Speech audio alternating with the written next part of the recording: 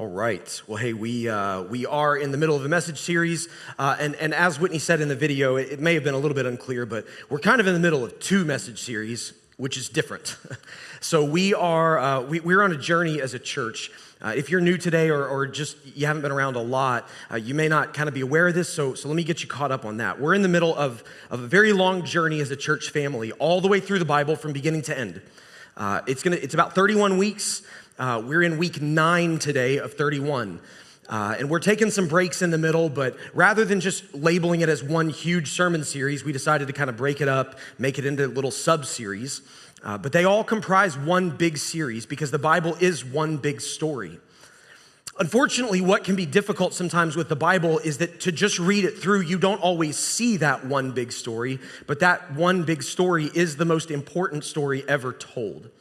And so throughout this journey, what we're doing is we're looking at the Bible beginning to end. It goes along. There's a companion book called The Story that if you don't have a copy of that yet and you would like one, let me know, let somebody know. We'll get you a copy of it. But we're walking straight through that, and that book takes the Bible and it puts it into chronological order and condenses it so it's a bit easier to digest. And critically, what that does is it helps us see this one big, great, grand story that God is telling. Now, today in particular, I'm really excited because I'll talk more about this in a moment, but the chapter that we're covering today is a portion of the Bible that I've always struggled a bit with. I've not always known what to do with it. And there are elements of it that I understood, but there was kind of a component that was missing for me. And to be really honest, it was only in the context of looking at this particular section of the Bible in the context of the big story that I finally was like, oh, I get it. Like, I get it now. So let me get you caught up on where we are at this point in time. So we have covered creation, the fall, the flood. We've covered Abraham. We've covered Joseph. We've covered Moses. We've covered Joshua. Now, interestingly, on this graphic, I got this graphic from the people who wrote the book that we're going through, but this graphic leaves out a big chunk between Joshua and then Saul, David, and Solomon. So Joshua was 2 weeks ago. We covered him in chapter 7, and then last week, chapter 8 was the book of Judges in the Bible. This week, chapter 9 covers one book of the Bible and one kind of group of characters. It's the book of Ruth. Now, this all falls, again, in between Joshua and Saul, David, and Solomon. Here's what I want you to keep in mind as we dig into it today. As we've looked at this big picture story, we've tried to identify what are the main things that God is trying to do. And so in week 1, in creation, the fall, and the flood, we talked about how God created all of us, humanity, everything, the world. He created us with this vision, with this goal to be with us relationally in a garden. That was what he wanted. He wanted to be with us. And then some things happen in that story, and there's a break in the relationship because of our choices as humans. And when that break happens, when the relationship is severed, it breaks God's heart, and then God implements a rescue plan to get us back. And that rescue plan involves God establishing a nation, which is kind of a weird thing to do, but we covered that in part 2. He establishes this nation. He calls this person, and he says, hey, I'm gonna make your family into a great nation, and through you, I'm gonna bless the whole world. In other words, God says, I'm going to take this group of people and I'm going to make them an extension of me. And by being an extension of me, I'm going to introduce the world to who I am. And then the rest of what we now know as the Old Testament of the Bible, Maria, go ahead and pull that back up real quick for me. The rest of what we know as the New Testament, or the Old Testament, of the Bible, which is everything until this red part. Everything up through that is this way of demonstrating how God tried to use this nation to be his special people to reach a world for him. And yet, this other thing is happening inside that whole story, which is that it's demonstrating that we aren't good enough to do that. And so we need something. Now, last week, we covered the book of Judges. It was chapter 8 in the story, and if you were here, you know it wasn't the most encouraging message that's ever been preached, because the book of Judges is not an encouraging book in the Bible. In fact, it's a story that, it's a book that illustrates this really difficult pattern. I called it the spiral last week. And what it was this, and this is critical to understanding what's going to happen today. God has brought the nation of Israel into this special land that he said he was going to give them many, many years before. He's finally gotten them there, and under the leadership of Joshua, Israel begins to flourish and things are really good. But then Joshua dies, and Israel starts this spiral of destruction. The way the book of Judges describes it is this, that Israel, a generation of people grew up who neither knew God nor what he had done for them. They'd forgotten him. And as a result, they began to make decisions based on what they thought was best. And generation after generation, it just got worse and worse and worse. Until by the very end of the book of Judges, two of the most problematic, difficult, ugly, awful stories in the Bible are right at the end of the book of Judges. And Judges ends with this refrain. It repeats it 4 times. In those days, Israel had no king, and everyone did as they saw fit. In those days, Israel had no king, and everyone did as they saw fit. In those days, Israel had no king, and everyone did as they saw fit. Now, at that point in the story, there's some problems. It's like God's been trying to do this thing. It's not working out very well. So what do we do with that? Now, today, we're going to begin to answer that question. Again, we're in chapter 9 of the story today. It's the book of Ruth. One thing that's important to understand about this chapter, if you're walking through the book with us, the storybook does an incredible job of putting the stories of the Bible into chronological order. But this one actually doesn't. The book of Ruth, chapter 9, actually should belong somewhere in the middle of Judges. We don't know where. The reason that I know that is because at the very, very beginning of the book of Ruth, it says in the time when the judges ruled. So this happens sometime during the Judges. To understand what's happening in chapter 9, you have to understand where we've been in the story. God has brought Israel to the promised land. Things have been great, and then it falls apart. They're in this spiral of destruction, and it's kind of like, okay, so if everybody in Israel, if God is desiring to show the world who he is through his people, but his people are in this spiral of destruction, then what does God do? How do we solve that problem?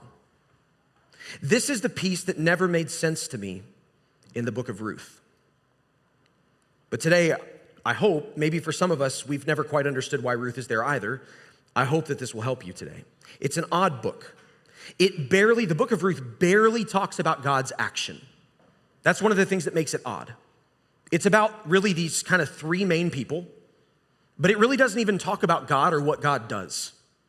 It's inserted right after Judges, which is this crazy book of all this warfare and just awful stories. And then there's just, it's this book of, it's this very short narrative about these people who just are good people. Does it make sense? Remember the context. Context is everything.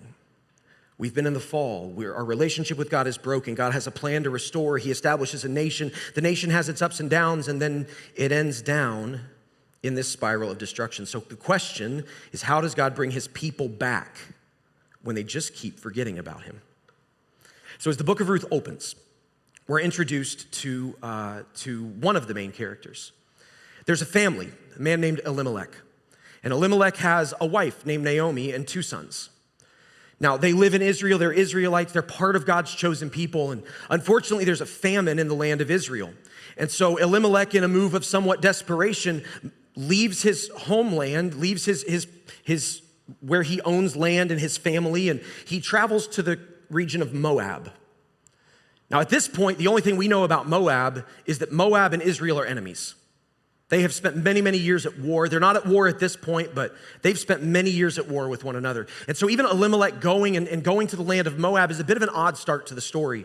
But he does. He goes, he leaves, he takes his family with him. They go to the land of Moab where there is food. And as the story goes, they're there, and eventually Elimelech dies. So Naomi's left with her 2 sons. The sons get married. They each marry Moabite women. And then a few years later, the sons die. And so we have Naomi, this widow, who has lost her sons, and she's living in a land that is not her own. Now understand, at this point in the story, the writer is trying to do something important. You may or may not understand this, but the world in which this story was written was a world that was patriarchal through and through. I know that word is a charged word in our culture, but it was a patriarchal culture in the most complete sense of the word. Women in the ancient Near East, 3,000 plus years ago, without a husband, they had no social standing. They had no ability to provide for themselves. They were dependent upon their husband. And in the event that their husband died, the only way that they really had any future in the world was if they had sons. And so us being introduced to Naomi this early in the story and being told she loses her husband and her sons is actually really significant. What the story is saying at this point is that Naomi has no hope. She has no hope. And so Naomi decides, she hears that there's now food back where she's from in a town called Bethlehem in Israel. And so she makes a decision that she's going to return home, because at least there she has family who can help care for her and things like this. And so she tells her daughters-in-law, she says, hey, I've decided that I'm going to go home, and you two are young. You still have a whole life ahead of you. Stay here, return to your families, and find new husbands. Because Naomi knows that's their future. If they go home with her, there's no future. And so the one decides that she's going to. She goes home. And the second, though, is a woman named Ruth. And Ruth chooses a very different path.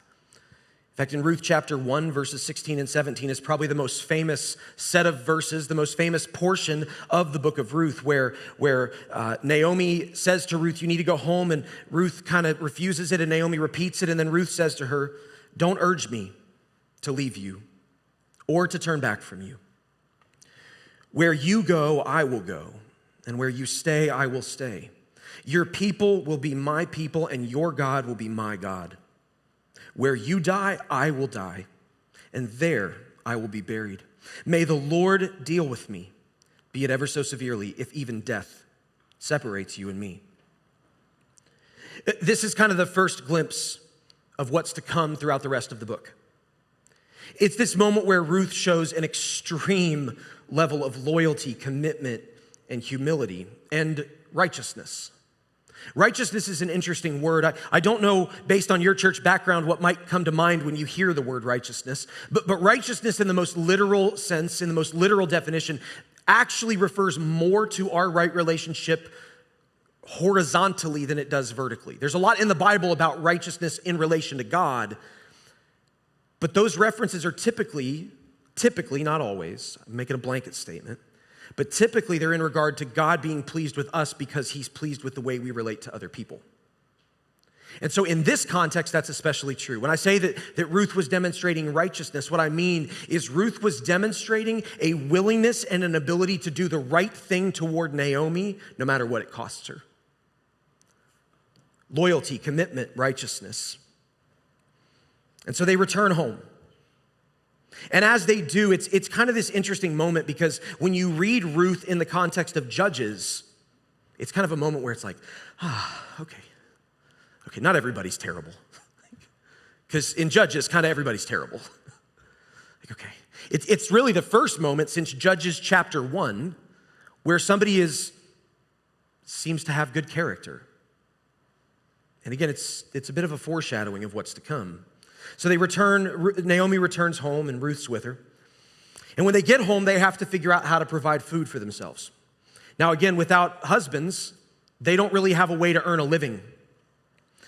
But there were all kinds of laws about the way that the Israelites, God's people, were supposed to handle like their fields and their food and stuff like that. And one of them was that they were supposed to leave a certain percentage of the edges of their fields for foreigners or for travelers or for people who were homeless, people who weren't able to provide for themselves. They were supposed to leave food on the edges of their fields so people could come around and gather.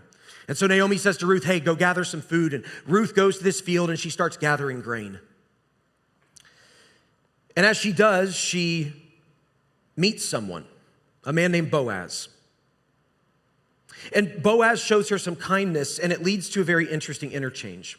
We find this in Ruth chapter 2, verses 10 through 12. She bowed her face to the ground, and she asked him being Boaz, why have I found such favor in your eyes that you notice me, a foreigner?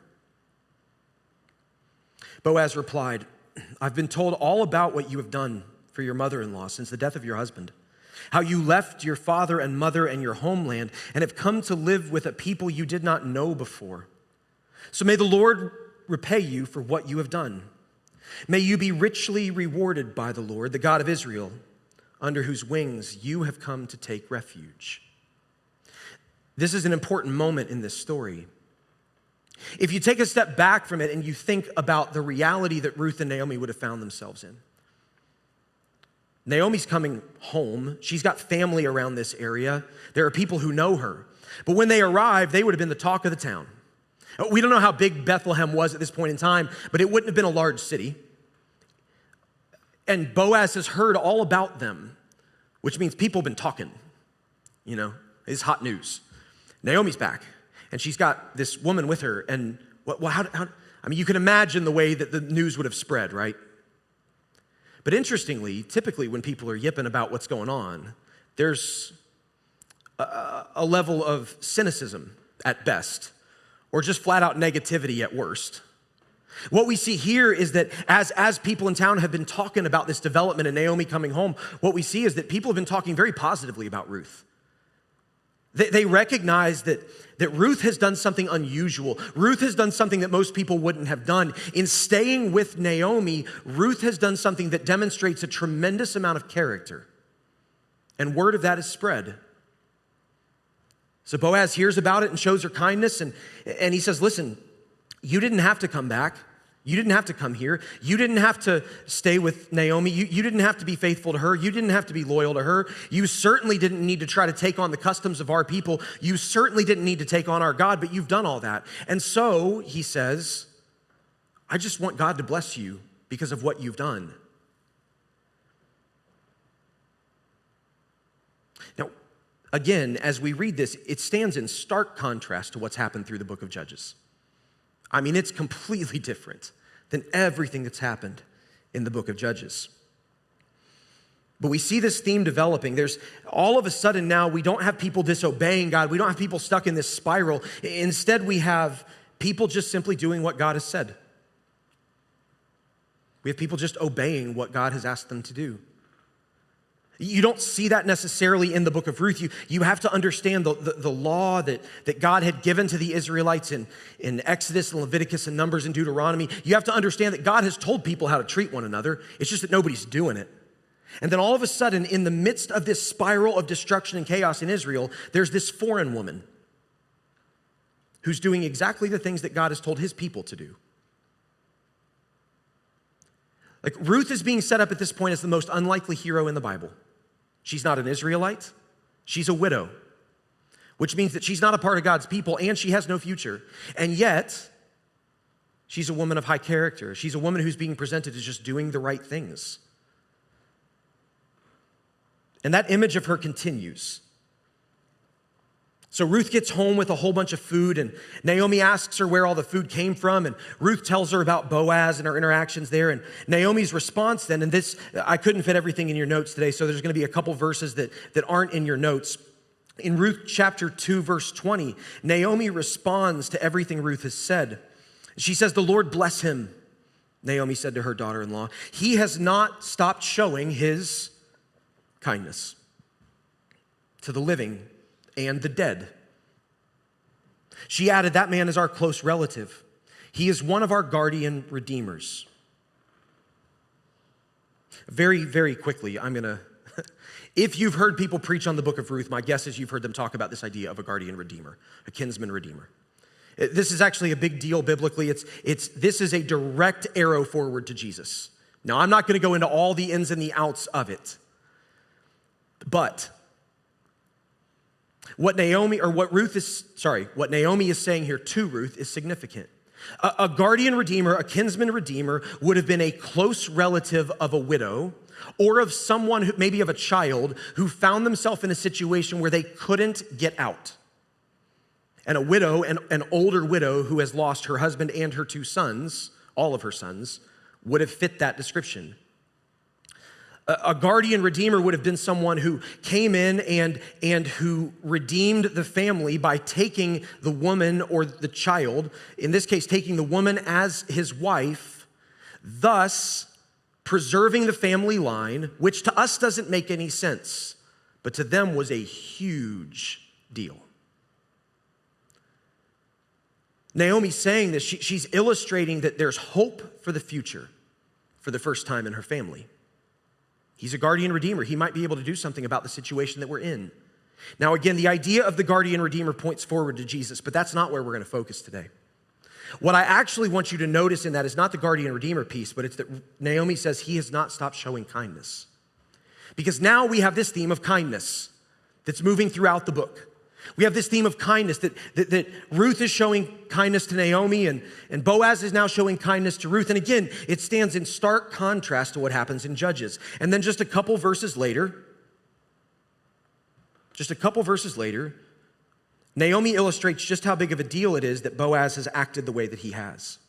It says, Naomi said to Ruth, her daughter-in-law, "It will be good for you, my daughter, to go with the women who work for him," being Boaz, "because in someone else's field, you might be harmed." This may not seem like much, but this is actually a really important detail in understanding just how far that cycle of chaos and destruction has gone in Israel. Because God had established rules and laws. He had commanded Israel how they should relate to one another. He had told them, if there are people in need, leave the edges of your fields, allow them to pick grain. God had established ways for people who couldn't care for themselves to be taken care of. And what we see here is that there's actually danger in it at this point. Well, that's a problem. What that means is that Israel no longer is concerned about the foreigner. They're no longer concerned about people who are homeless or who are destitute, have no ability to provide for themselves. They aren't worried about them. They're worried about themselves. Why would there be danger if she goes and picks grain from someone else's fields? Well, we don't know exactly, but the fact that there was danger means that Israel was totally disobeying the Lord. But Boaz was not. In fact, there was apparently this whole group of women, probably all widows, who were going and they were picking grain in Boaz's fields because Boaz was kind. Boaz was living the way God had told him to live through the law. He was doing the right things. The details are a little bit hidden, but when you understand this story in light of the whole story, it's exactly what's happening.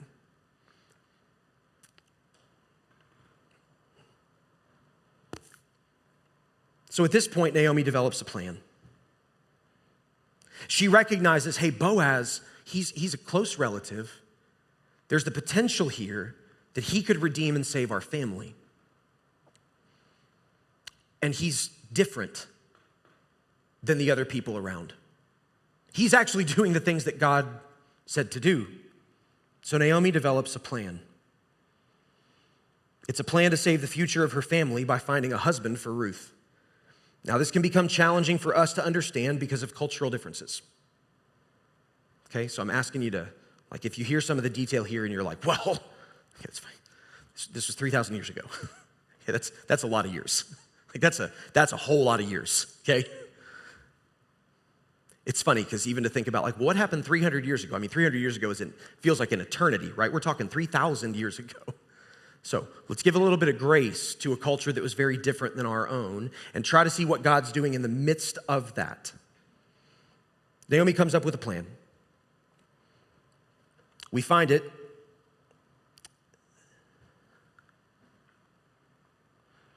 Sorry, I was ready to skip something. I don't want to do that. Let me back up a second. I don't want you to miss how little hope Naomi had prior to this moment. I don't want you to miss that. In fact, if we rewind the story just a touch, when Naomi returns home, people are like, hey, Naomi, it's great to see you. And this is how she responds to them. She says, don't call me Naomi. Call me Mara, because the Almighty has made my life very bitter.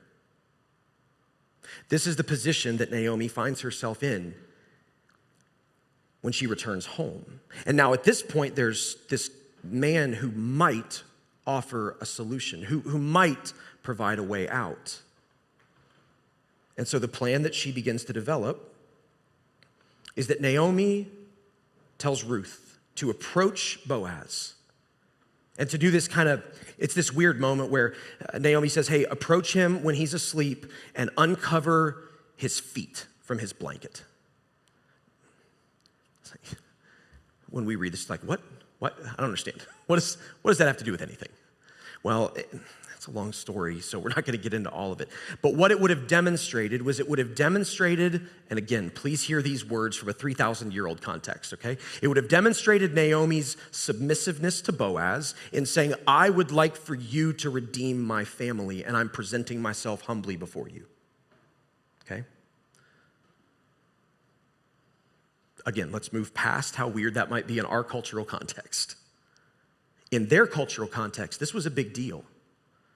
Naomi was saying to Boaz, or Ruth was saying to Boaz, I would like to marry you as a guardian redeemer for our family.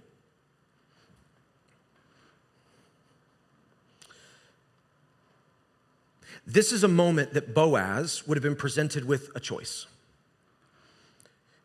The choice is kind of a loaded choice because Naomi and Ruth would have actually owned land. There would have been family land that they owned through Elimelech, who had died many years earlier. The guardian redeemer would have had the ability to own that land. If they redeemed the family, they would own the land. And so there's benefit to Boaz to saying yes. But it also comes with now he's bringing in this whole other family with his family. And so it's kind of a loaded thing. Well, Ruth does what Naomi says, and she goes and uncovers the sandals, and Boaz wakes up, and he says, what are you doing? And Ruth lays it out. She says, I want you to redeem our family. And Boaz's response is significant. In Ruth chapter 3, Boaz says, the Lord bless you, my daughter. This, and here's our word again, this kindness, it just keeps coming back. This kindness is greater than that which you showed earlier. You have not run after the younger men, whether rich or poor. And now, my daughter, don't be afraid. I will do for you all that you ask. All the people of my town know that you are a woman of noble character. Although it's true that I am a guardian and redeemer of our family, there is another who is more closely related than I. So stay here for the night, and in the morning, if he wants to do his duty as your guardian redeemer, good, let him redeem you. But if he is not willing, as surely as the Lord lives, I will do it. Again, okay, this is a big deal for a couple reasons. One, we have this kindness thing coming back again, right? There's just all throughout, we see judges, people are terrible. In Ruth, all of a sudden, we find these few people who are kind, who live right, who are doing the right things. And then we see again where Boaz describes, Ruth has made this name for herself in town as a woman of good character. She's a Moabite. The Israelites hated the Moabites. They hated them. And here's Ruth, a Moabite, foreign woman who has made a name for herself in town as being a woman of noble character. It's a big deal.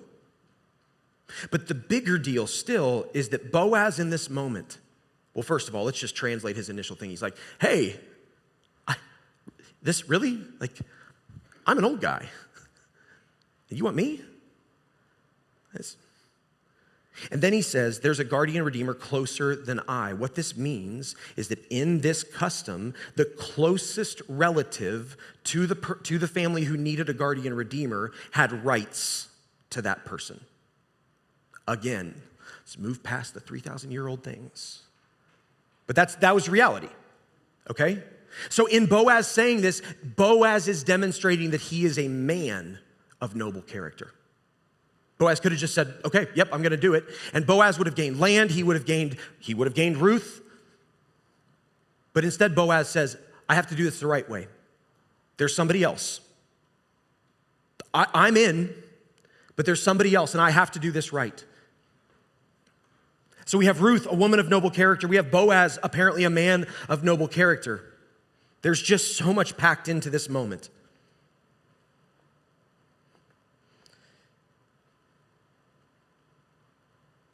So Boaz does what he says.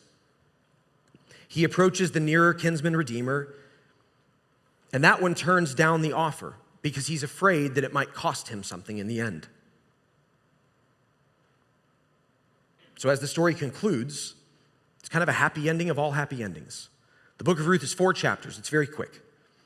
Ruth chapter 4, verse 13. So Boaz took Ruth, and she became his wife. When he made love to her, the Lord enabled her to conceive, and she gave birth to a son. The women then said to Naomi, and remember what I just showed about Naomi saying, my life has become bitter. The women said to Naomi, praise the Lord, who this day has not left you without a guardian redeemer. May he become famous throughout Israel, being Boaz. He will renew your life and sustain you in your old age. For your daughter-in-law, who loves you and who is better to you than 7 sons, has given him birth. Then Naomi took the child in her arms and cared for him. Now, keep in mind here that it's switching back to Naomi for a moment. It's Ruth's son. Like, if you've ever been around somebody who's a new grandma, you know that it's better than being a parent, according to them, right? Like, when you have kids of your own, if you've got a mom, they're like, I don't even exist anymore, you know? Mom just wants to see my kids. That's not true. She's not here today, though, so I can say that. It's this incredible moment of redemption for Naomi. It's this incredible moment of redemption for Ruth. Now, there's a tiny bit that comes after, but at this point in the story, it's just such a nice feel-good story. But again, to me, growing up, it was like, I don't understand, what's the point of this? Like, why is this here? The guardian redeemer thing points to Jesus. I get that, but like, we could have done that a whole lot more quickly. Why? Again, let's keep in mind the context. Coming out of Judges, there's this cycle of destruction and chaos. There's not really a future for Israel. Israel's leaders were corrupt, its people were corrupt. So what does God do with that? I mean, here's the thing about God. God doesn't force us to do what he says. He asks us to do what he says, but he doesn't force us, because love isn't love if we don't have choice. So God gives us options. He gives us choices to make. And it's not uncommon throughout the history of God's chosen people that they just get it totally wrong and plunge into this cycle. And what does God do with that? He just looks for people who do the right things. As this story runs parallel to Judges, it's about people being kind and good to one another, and it's just this really nice feel-good story. But it's also pointing at a redemption to come that is far bigger than what happens inside the book of Ruth. Which is why at the very end of chapter 9, at the very, very end, verse 17, the women living there said, Naomi has a son, and they named him Obed. He was the father of Jesse, the father of David. Now, for those who don't know what's coming, you might be like, okay, cool. There's Obed and then Jesse and David. And that's a huge detail. I want to turn you back for just a moment to the end of Judges. Hopefully this isn't getting too confusing. I know I'm jumping. Let's go back to the end of Judges. In those days, Israel had no king, and everyone did as they saw fit. Oh, but there were these people who were being really kind to one another, and God blessed them, and they had a kid. And by the way, the kid was a man named Obed, and Obed was the father of a man named Jesse, and Jesse was the father of a man named David. Well, without giving too much of where we're going away, in 2 more chapters in the story, we find out that there's a new king in Israel. A king. Remember Judges? Israel had no king. There's a king, and his name is David. And David's father was a man named Jesse, and Jesse's father was a man named Obed. See, the power of what's happening in the book of Ruth, in chapter 9 of the story, is not just in this narrative of people being kind to one another. I mean, that's good. I mentioned at the beginning that the book of Ruth is interesting to me in part because it doesn't talk much about what God does. Like, God's action is almost entirely absent from this book, which stands in stark contrast from most books of the Bible. And yet within it, what we find is people who did the right thing. They didn't need to be told what God wanted them to do because God had already told them how to live right. They just did it. And in doing it and in showing kindness to one another, God looked down from heaven and went, there's people who get it. And in a miraculous, crazy act, he takes a foreign woman, a widow, who has no business being the hero of any story culturally, and he puts her at the center, and he begins the process of redeeming all the nation of Israel through a family line that he establishes through this foreign woman, just because she did what was right. In Judges, everybody does what's wrong. In Ruth, there's 3 people who apparently just live the right way.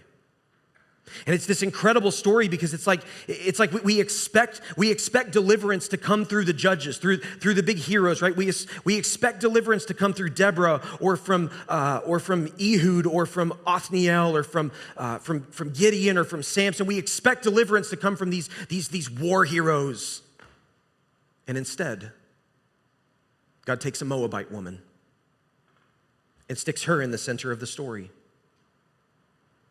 Who, by the way, as a little bit of an interesting side note, you know who Boaz's mother was? It's a woman named Rahab. Some of you are like, oh, that's actually kind of, yeah, it's interesting. Rahab, the woman from Jericho, the prostitute from Jericho. God is weaving together in the midst of this lower story that's full of chaos and full of despair. God is weaving together the most incredible narrative of bringing redemption through the people that we expect it from the least. Through a foreign prostitute, and then through a foreign widow. And God begins this family line that leads to the greatest king to this day in the nation of Israel, David. And David points directly forward to Jesus.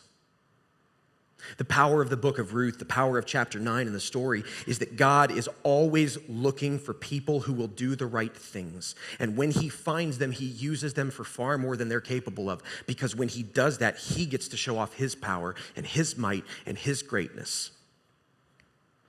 And it's never been about being powerful people.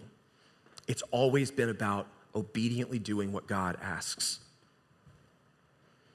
So I started off by saying, how does God bring his people back when they just keep forgetting about him? He uses whoever he can. In this case, he uses a foreigner. In the midst of Israel spreading chaos and destruction, God uses the least likely person imaginable.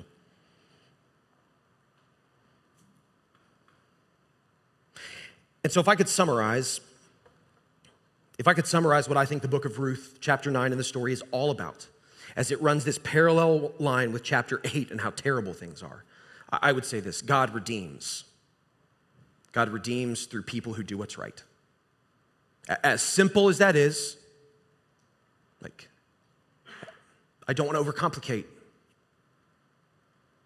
God used the corrupt judges in the book of Judges to save his people for a time. What he did not do through those judges was establish a family line to bring his ultimate redemption down the road. Instead, he used a Moabite widow, a foreign widow, and a prostitute from Jericho to establish a family line and to establish heroes of the faith that we still talk about today, and to eventually bring about the birth of Jesus. God redeems through people who do what's right. It's what he has always been looking for. People who simply do what is right toward one another, toward him, no matter the cost, but because it's simply what he asked. For you and for I, there's a lot we could take out of the book of Ruth. I'm reminded, I don't have this in your notes, but I'm reminded of Micah chapter 6, where the prophet Micah says, he's going through this whole thing, and he's like, what does God desire of you, O Israel? And he gets this point, and he says, he has told you, O man, what is good, that you would do justly and love mercy and walk humbly. That's what Ruth did, that's what Boaz did, and that's what God has always been looking for. And it's through people who live that way that God brings his redemption. And as we will see next week and in the following weeks, God does incredible things through these women, through this family line, that there should be no heroes in. Let's pray.